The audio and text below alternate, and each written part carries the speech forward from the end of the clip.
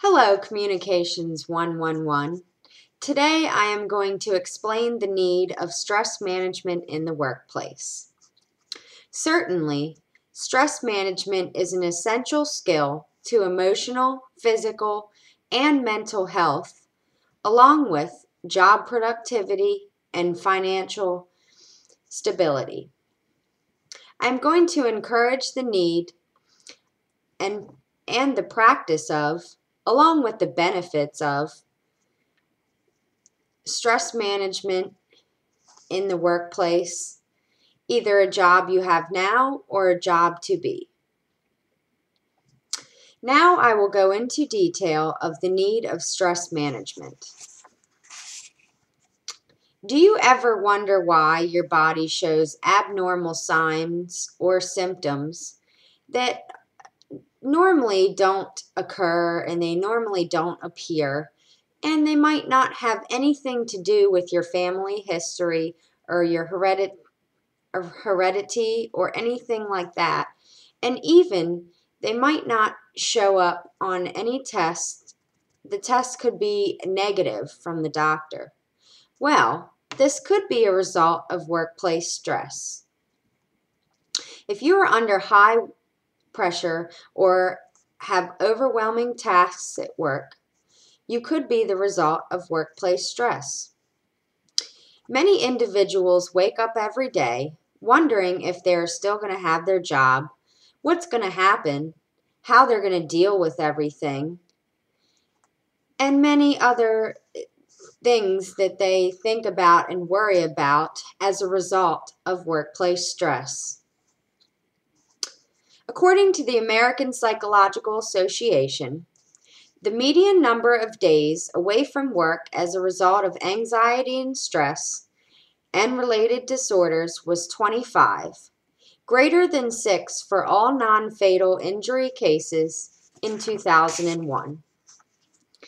If stress takes over job productivity or performance, daily routines, personal life, relationships, it's time to do something about it. Most importantly, the sympathetic division of the autonomic nervous system is triggered in the fight or flight response to stress. I will show you a picture of how some of these things happen in your body. As you can see, your pupils dilate, your saliva flow decreases, you start breathing deeply, your food digestion slows down, your blood pressure increases, your heart beats faster and harder, your blood vessels constrict, and many other things can happen when your body is reacting to stress. Certainly, as we all know, the poor economy and high demand caused by this poor economy has caused big problems in the workplace, causing initially lower wages, higher workloads, less or no benefits, more overtime for less money, or fear of being laid off. The American Psychological Association claimed in 2005 that 1/3 of the United States employees were chronically overworked.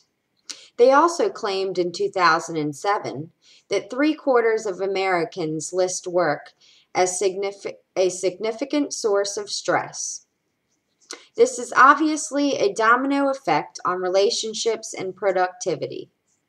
Mental and emotional stress leads to psychological stress, including anxiety, irritability, depression, apathy, loss of interest, problems sleeping, fatigue, social withdrawal, loss of sex drive, and many other problems with the body, according to Siegel, Smith, and Robinson. Psychophysiological problems include ulcers, asthma, muscle contraction, tension headaches, migraines, hypertension, and coronary heart disease, according to Comer in 2011. Now, the good news is stress can be managed and prolonged, physically, emotionally, and mentally. First of all, notice signs and symptoms early. Know yourself and the triggers of your stress. Stay organized and set priorities. Resist perfectionism. Break down tasks into smaller steps so that they are easier. Eat a nutritional diet to help your body deal with stress. Manage time by balancing a schedule and don't overcommit. Personally, I found it easier to pack my lunch the night before work. This helps a great deal because it saves time in the morning. Also, it is very important to try and do your best to take a break at work. Stretch or meditate. Usually about 10 to 15 minutes every couple hours if you can. Sometimes it is impossible to completely avoid stress. However, it can be managed. Ultimately, stress management enhances productivity and health. Exercising twice a week can help a great bit, with a combination of a little bit of light weightlifting and maybe 30 minutes of cardio twice a week. Other common techniques of stress management include muscle relaxation, including yoga or just simply taking time away from work to focus on one thing, such as these pictures here that show 3 different techniques that you can do for stretching and meditation at work.